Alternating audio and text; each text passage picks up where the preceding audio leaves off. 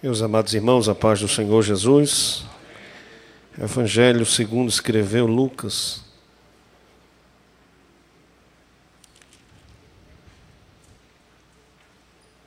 Capítulo de número 22, versículo 39.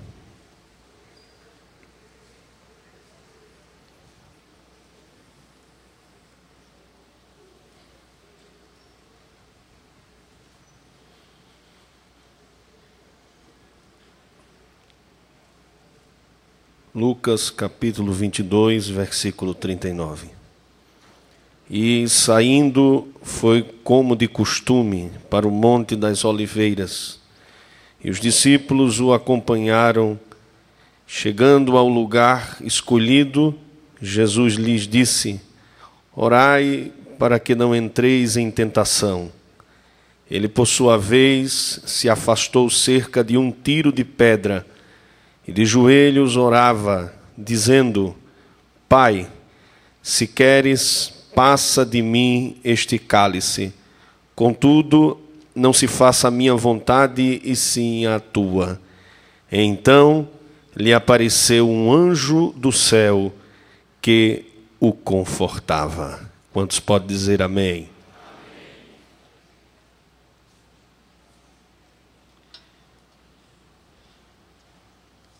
Quantos aqui têm motivo para agradecer a Deus?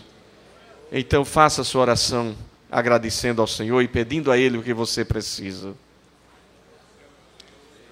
Senhor amado, toda glória ao Teu nome, Jesus.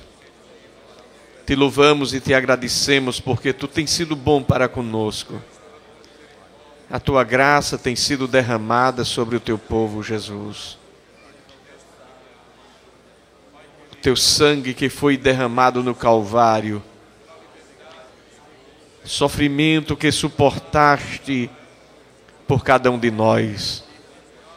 Te agradecemos, Senhor, porque sabemos que sem Ti nada podemos fazer. Te louvamos, ó Deus, porque apesar das dificuldades que podemos passar, mas nunca o Senhor tem faltado para conosco. O Senhor tem sido o caminhante do caminho de Emaús. O Senhor tem sido aquele amigo fiel que tem caminhado conosco. Temos ido e temos voltado. Temos entrado e temos saído. Temos dormido e temos acordado. Porque o Senhor tem nos guardado em segurança. Obrigado pelos livramentos que Tu tens dado aos Teus filhos. Nossa irmã Margarida, que aqui está. Te pedimos, ó Deus, por aqueles que estão enfermos, aqueles que estão padecendo dores, enfermidades, sofrimentos, angústias, ansiedades, depressões. Ó Senhor, dores. Tu és Deus. Jeová é o Teu nome, e Tu és o Senhor que sara. Uma palavra Tua, e a enfermidade vai embora. Uma palavra Tua, Jesus, e a porta se abre. Uma palavra Tua, e todo o coração é quebrantado, Senhor, porque a Tua palavra é como um martelo que esmiuça a penha. Obrigado, Jesus, pela vida de cada irmão, de cada irmã que aqui chegou, pela Cássia Dalpe, que tem realizado um trabalho tão bonito, alcançando vidas que estão distanciadas, pelo Teu povo que aqui está reunido hoje, com a Tua mão de Deus. Vem, Jesus, abençoar a cada um, vem dar força ao cansado, vem dar alegria ao triste, vem fortalecer o abatido, Jesus. Manifesta a Tua graça e a Tua glória na vida de cada um. Guarda nossas crianças, guarda nossa juventude.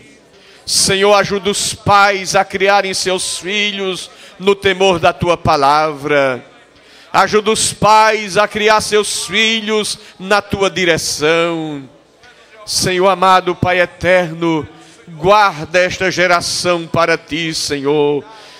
Obrigado, Deus, por aqueles que têm dedicado suas vidas em teu reino e em tua obra.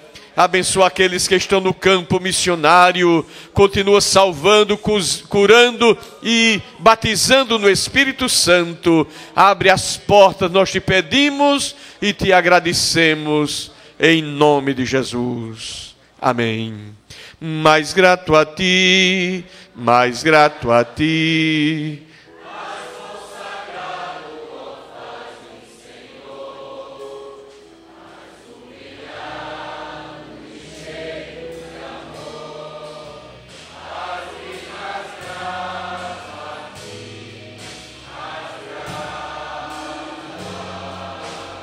Glória a Deus. Podeis sentar, meus amados irmãos.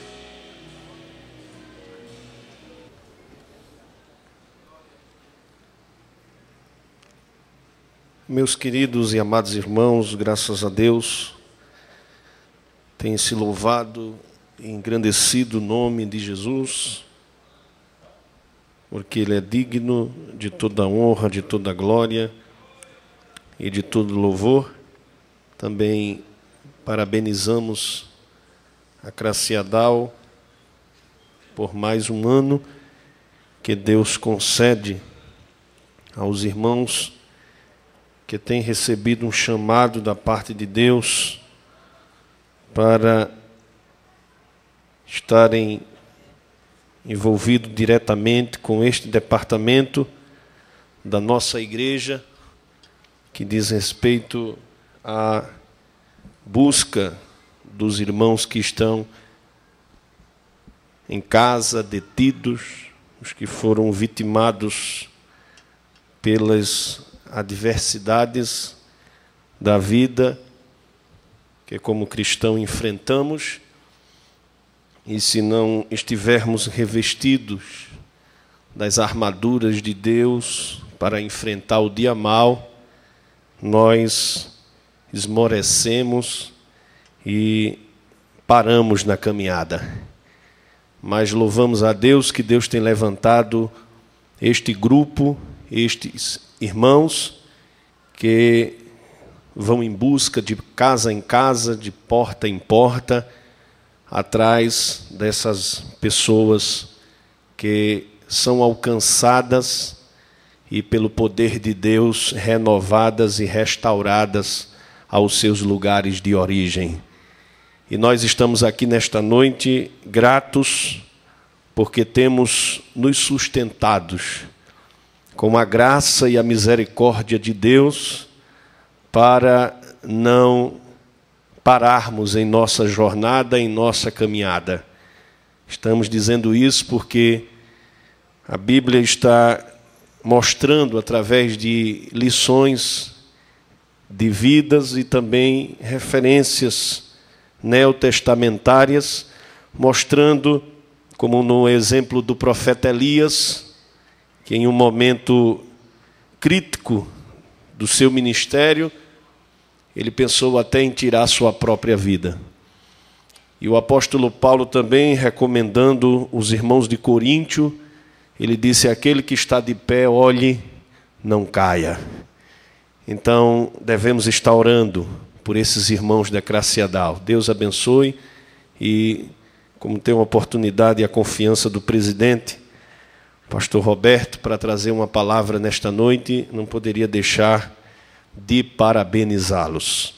Meus amados e diletos irmãos, nós estamos em uma semana que se aborda muito acerca da morte e ressurreição de Jesus Cristo, desde quinta-feira que o país praticamente se volta para esta realização no calendário de feriados e de comemorações religiosas acerca da Páscoa. Até uns minutos atrás vimos uma apresentação das crianças, trazendo aqui uma pequena demonstração da importância da Páscoa. Todos nós sabemos que todos os anos o país, as religiões cristãs param para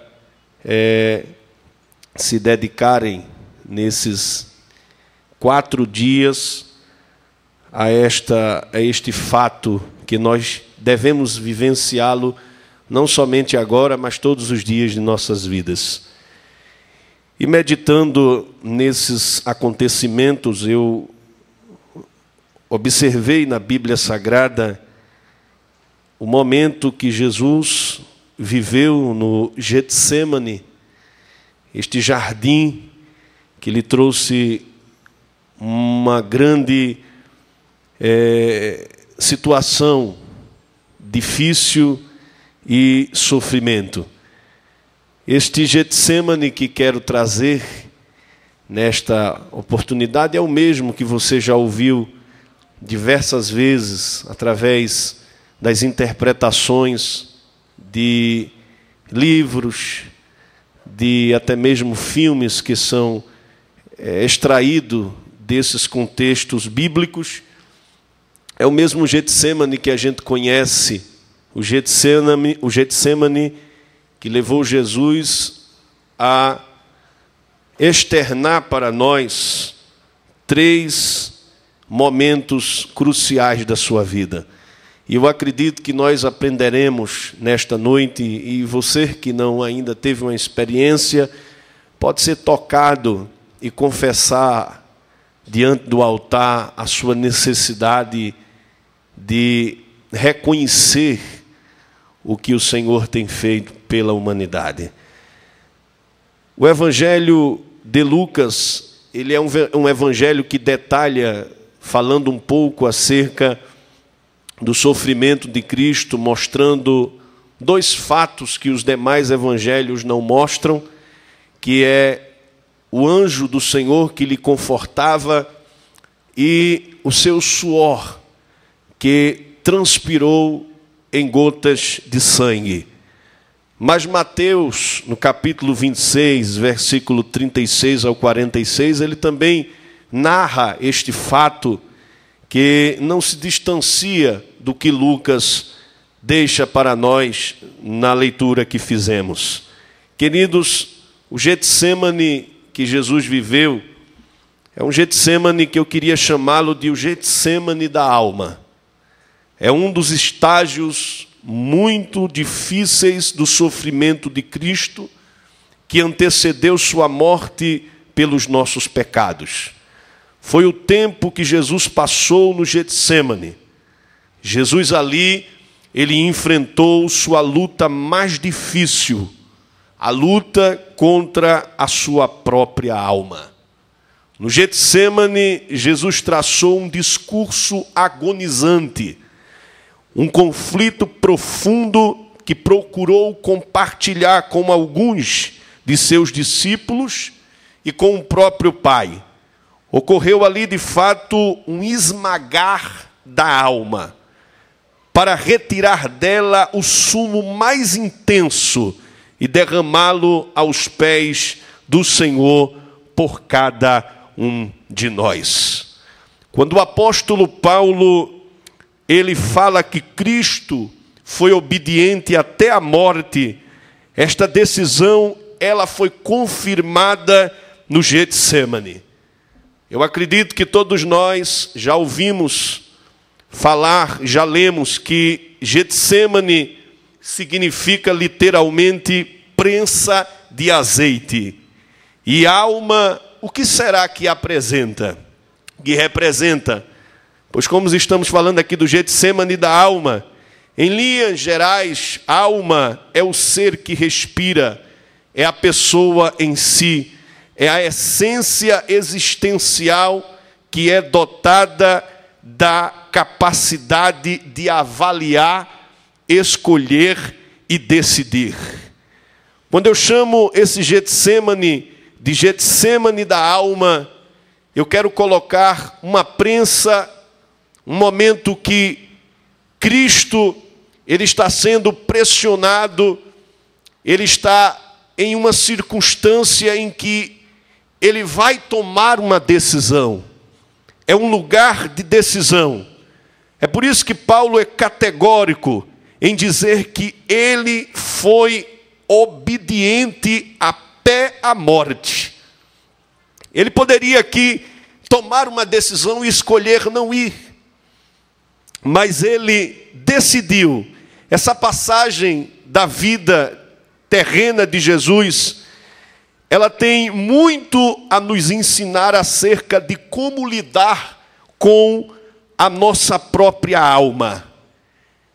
Irmãos, apesar de todo o sofrimento, Jesus declara já na cruz, falando de seu ministério terreno, dizendo: está consumado. Ou seja, missão cumprida, posso entregar o meu espírito. Quando ele estava no ápice do sofrimento, suas mãos cravadas naquela cruz, sua cabeça perfurada por uma coroa de espinho, aonde cada espinho media 10 centímetros, todos eles fincados na sua cabeça, depois de ter sido açoitado com um instrumento chamado azorrague, que tinha 12 tiras de couro, e pendurado na tira de couro tinha limalha de ferro, osso de carneiro e chumbo. E quando o carrasco, ele dava o açoite, aquele açoite grudava na carne de Jesus, e quando ele puxava, os pedaços voavam. Eu tenho um livro de um francês por nome de Pierre Barbet. Ele é um médico que é especialista nesta área, cirurgião, cardiologista, e ele fala que alguns dos órgãos internos de Jesus estavam expostos depois daquela sessão terrível de açoites. Cristo, ele passou por todo esse suplício, e no ápice do suplício, quando ele viu que já estava tudo consumado, a Bíblia registra no Evangelho de João essa expressão: está consumado. Ou seja, a missão está cumprida, a minha parte está feita, o cálice eu bebi. Mas eu quero compartilhar convosco que como Cristo ele chegou a este estado de plenitude da alma.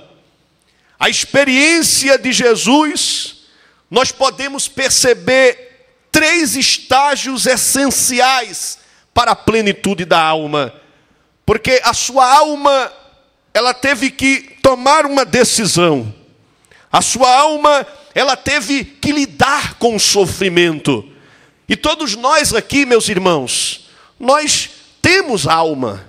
Nós temos que tomar decisões em nossa jornada. Mas como? Em meio ao sofrimento, em meio à dor, em meio a lutas, em meio a decepções, em meio a perseguições, nós tomarmos uma decisão correta.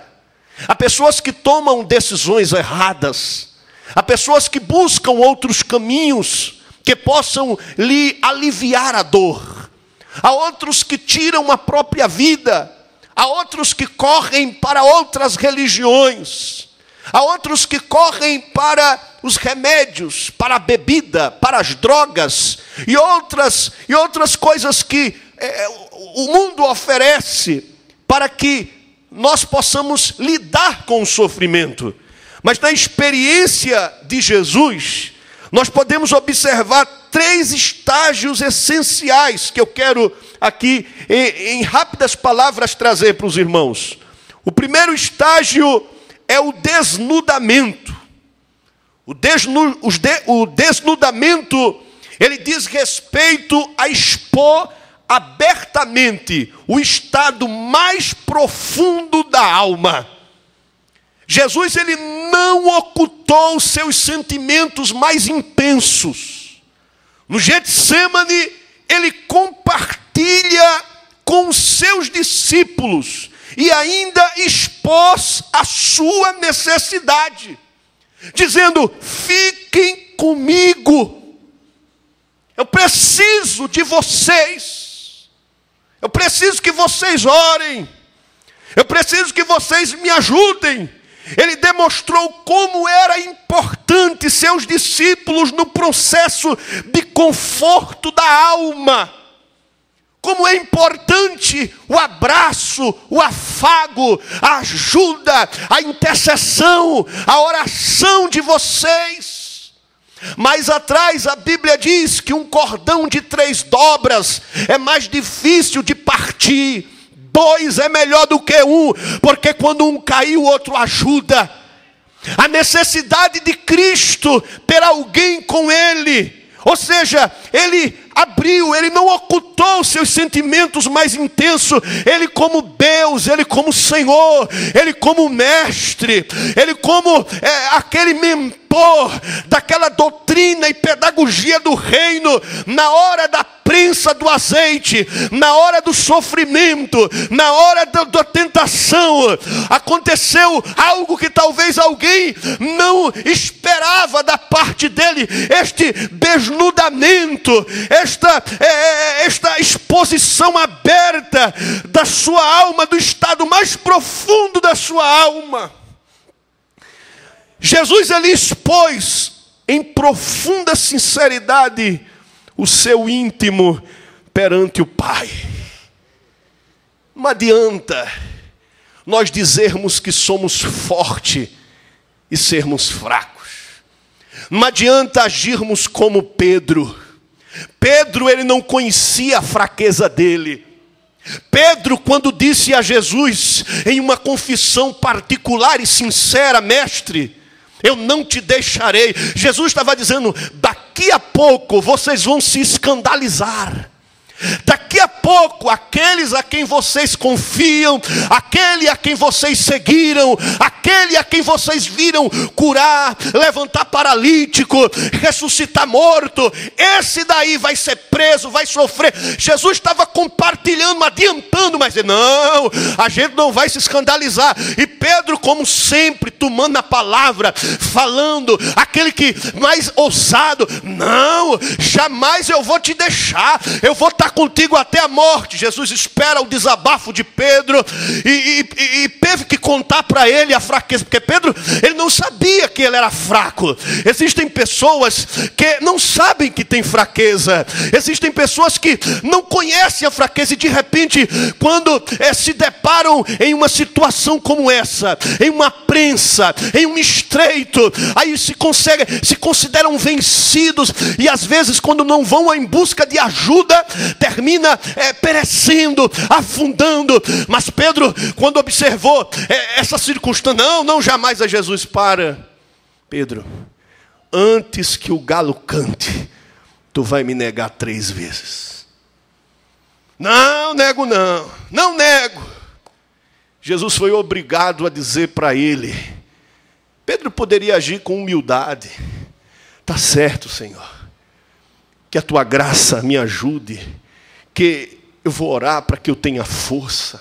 Mas ele continuou afirmando: não, eu não vou te deixar, porque não conhecia a sua fraqueza, porque não foi confrontado ainda, porque não teve coragem ainda de abrir. Eu não quero aqui que você abra a sua alma para mim, abra a sua alma para o ministério, abra a sua alma para os líderes. Não, você aqui deve abrir a sua alma para Jesus, porque Ele conhece a tua estrutura. E lembra que somos pó. O salmista diz no Salmo 51, versículo 17: coração compungido e contrito não o desprezarás, ó Deus. Deus não despreza um coração compungido, uma alma desnuda, uma alma aberta, derramada, uma alma quando chega aqui no altar chorando.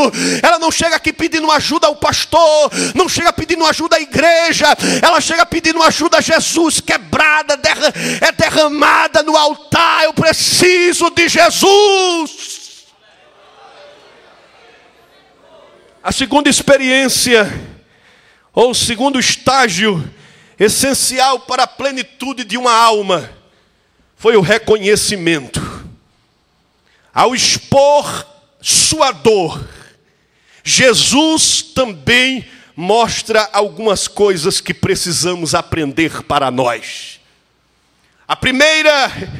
O primeiro estágio da plenitude da alma de Cristo diz respeito a expor abertamente o estado mais profundo da sua alma.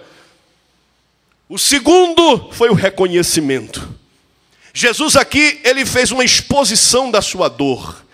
Jesus também mostra algumas coisas que precisamos aprender para nós. Primeira, existem situações que são irremediáveis.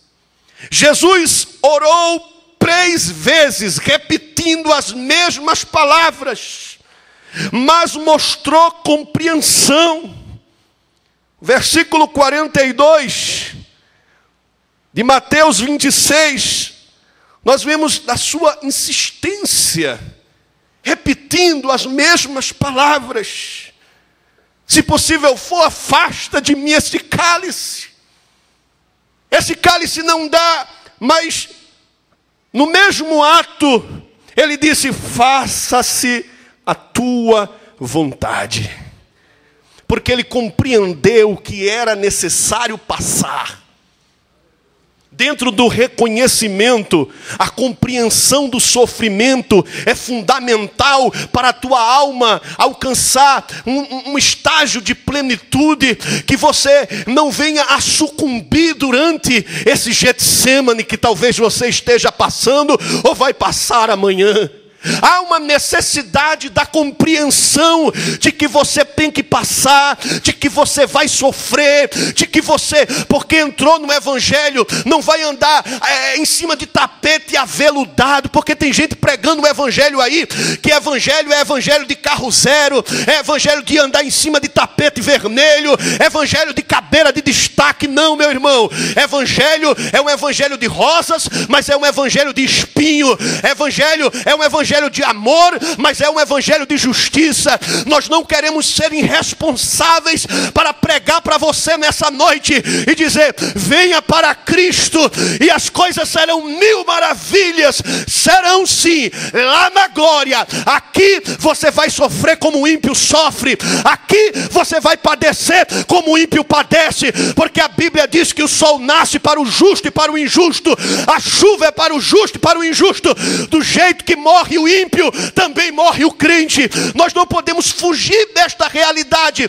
Precisamos compreender que vai ter luta, que vai ter perseguição, que vai ter calúnia, que vai ter inveja, que vai ter barreira, que vai ter gigante. Mas lembre-se também de uma coisa, que nós somos mais do que vencedores, porque maior é o que está conosco do que está com eles lá fora.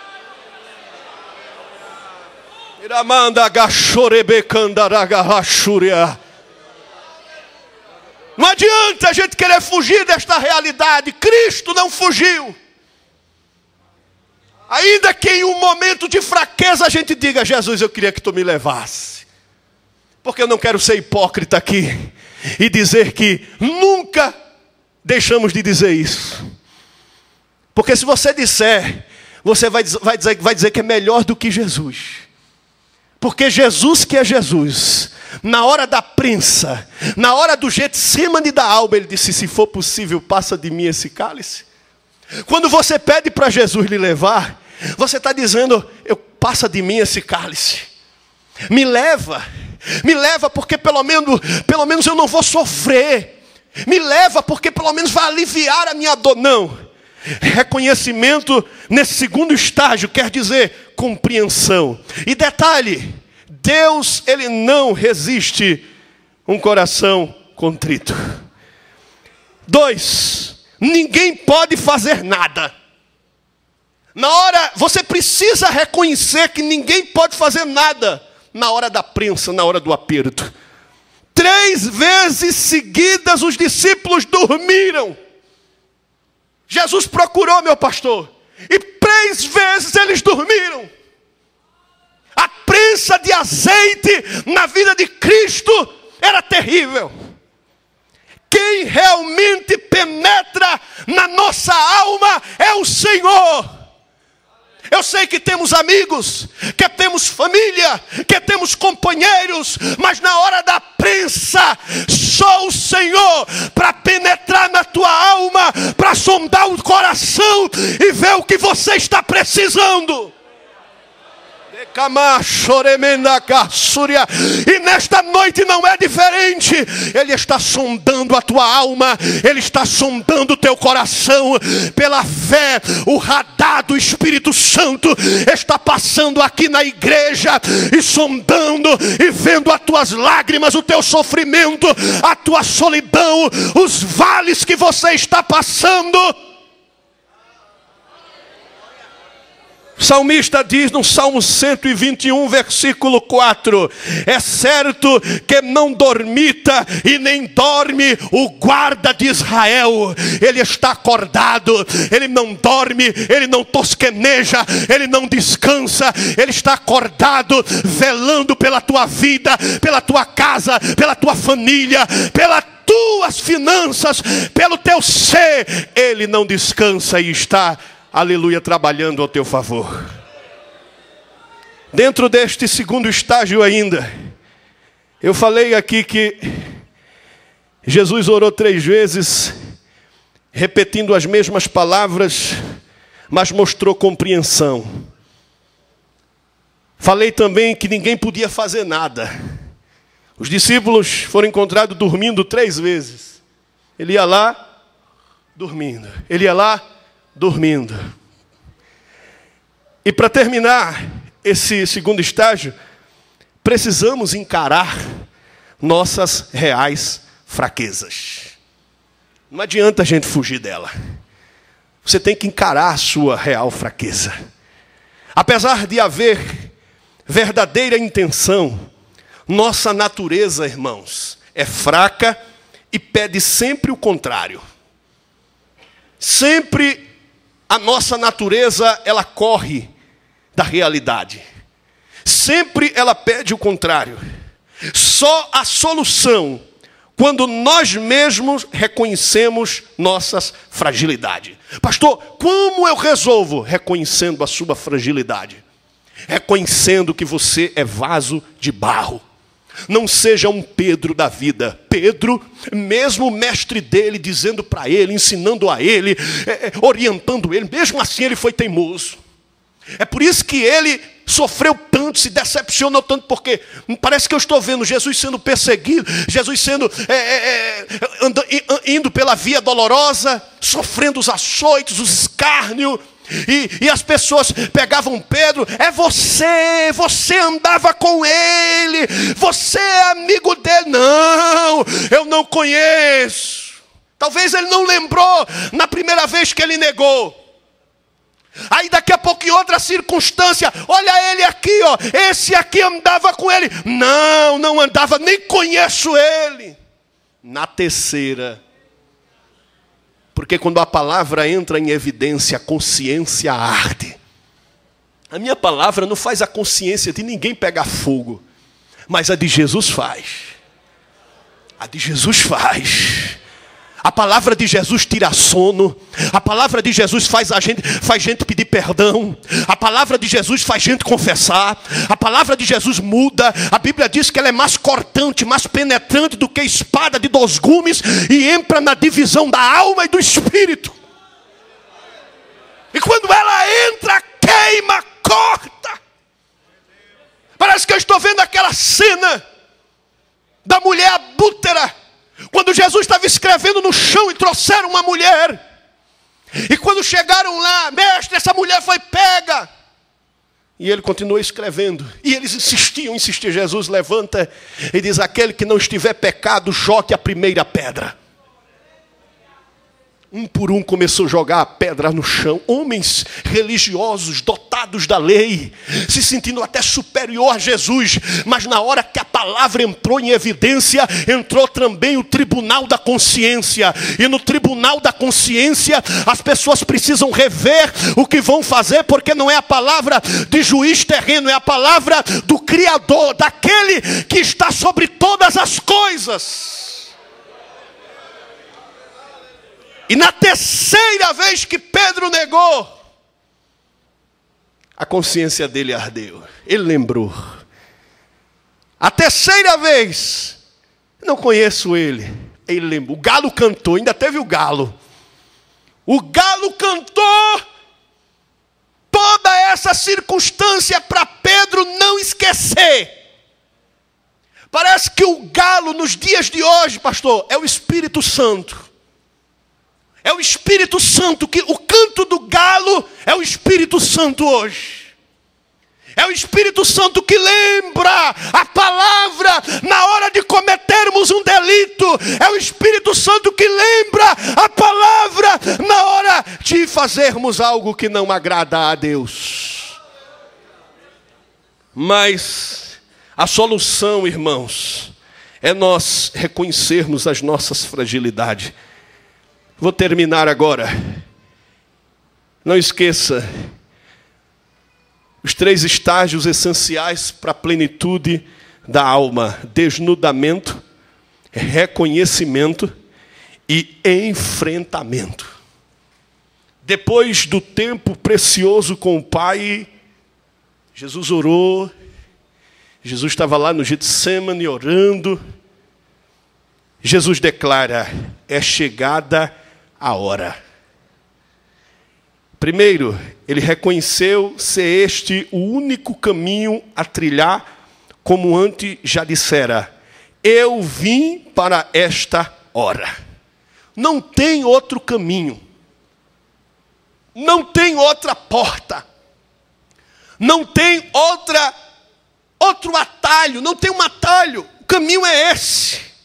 O caminho a trilhar era esse. Ele disse: eu vim para esta hora. Ele estava dizendo aqui: eu preciso enfrentar. Tem pessoas que sofrem porque não enfrentam as adversidades. Essa adversidade que está diante de você, ela foi colocada aí para você enfrentá-la. Davi, ele teve que enfrentar Golias. Não tinha como ele se esquivar. Aquele gigante foi colocado diante dele, porque ele tinha que descer lá no ribeiro, pegar os seixos, armar sua funda e jogar a pedra na testa do gigante. Nesta noite, o Senhor está dizendo para nós: esse gigante que está diante de nós, não adianta a gente fugir, não adianta a gente se esquivar, temos que enfrentá-lo. A segunda verdade dentro desse enfrentamento é que Jesus não resistiu, nem fugiu ao caminho designado para a sua alma. Como disse o profeta, ele derramou a sua alma na morte. Jesus não resistiu, nem fugiu ao caminho designado para a sua alma. Como disse o profeta, ele derramou a sua alma na morte. Isaías 53:12. Queridos, o evangelista, ele nos diz que neste Getsemane da alma, Cristo recebeu consolo provido pelo próprio Pai. Olha, irmãos, o versículo 43, ele é tão claro em mostrar a natureza humana de Cristo, que ele não aguentaria aquele cálice se o Pai não descesse um socorro para lhe ajudar. Eu pesquisei em vários comentários bíblicos que tipo de ajuda foi essa que o Senhor deu para Jesus, que já havia alguns pregadores chamar de o conforto do Getsemane. Porque um anjo do céu descia para lhe confortar. Como era este conforto? Olhei em Champlin, olhei em Bacon, olhei em vários, poucos falam. Ninguém, inclusive dizem até que esse texto não se encontra em alguns manuscritos mais antigos. Esse texto não se encontra, tanto esse como a particularidade que o suor dele virou gota de sangue. Mas está aqui. E eu acredito que o Deus que confortou Jesus na prensa de azeite, no Getsêmani, no acocho, como a gente diz, no aperto, no estreito, Ele é o mesmo Deus que conforta a sua igreja na hora da prova, na hora do aperto, na hora do estreito, na hora do beco sem saída, na hora que tudo parece que vai acabar. O Senhor abre o céu e conforta a minha e a tua vida. Nesta noite, sinta-se confortado pelo Senhor. Sinta-se confortado em meio à sua crise, em meio à sua prova, em meio ao seu sofrimento, em meio à sua dor, em meio à sua agonia, em meio à sua angústia. O Senhor, Ele conforta a tua vida para que você permaneça no objetivo que foi determinado por Ele. Aleluia. Será que tem alguém nessa noite que sente o desejo de ser confortado pelo Senhor? Eu não ouso dizer como foi que o anjo confortou Jesus, mas eu já vi alguém dizer, pastor, que o anjo confortou Jesus através da palavra. Jesus estava ali, sofrendo, suor virou gota de sangue, os vasos capilares dilataram, as veias sudoríparas se abriram, o sangue se misturou com suor e começou a escorrer.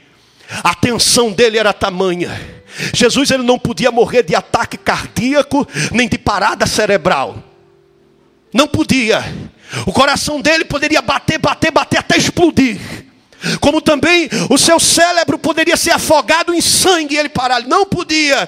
Então a pressão sanguínea, ela teve que se esvair pelos poros. Jesus estava ali, vendo o seu sofrimento, a sua morte. Mas já vi alguém dizer que o anjo dizia: olha para o futuro agora. Veja aquele alcoólatra que aceitou Jesus lá em Abreu Lima, pastoreando uma das igrejas. E Jesus olhava, olha para o futuro e vê aquela igreja que vai estar te adorando lá. Olha para o futuro e vê aquelas 50 e poucas almas que aceitaram no templo central de Abreu Lima. Olha e vê aquele jovem drogado que vai estar na igreja. E ia lembrando, ia mostrando, ia abrindo o céu. E nesta noite, por causa dessa dor, desse sofrimento, nós estamos aqui. E eu quero perguntar onde tem uma vida que quer ser confortada pelo Senhor aqui nesta hora. Uma vida que quer ser abraçada. Uma vida que quer ser amparada pela graça de Deus. Glória ao nome de Jesus. Glória ao nome de Jesus. Aonde tem alguém para Jesus? Se você veio aqui nessa noite por acaso, eu quero dizer para você que não foi por acaso. Você acha que foi por acaso, mas não foi. Você veio para cá porque o Senhor quer trazer você à presença dEle. Aonde tem uma vida para Jesus, venha nesta hora. Pastor da igreja, Deus abençoe.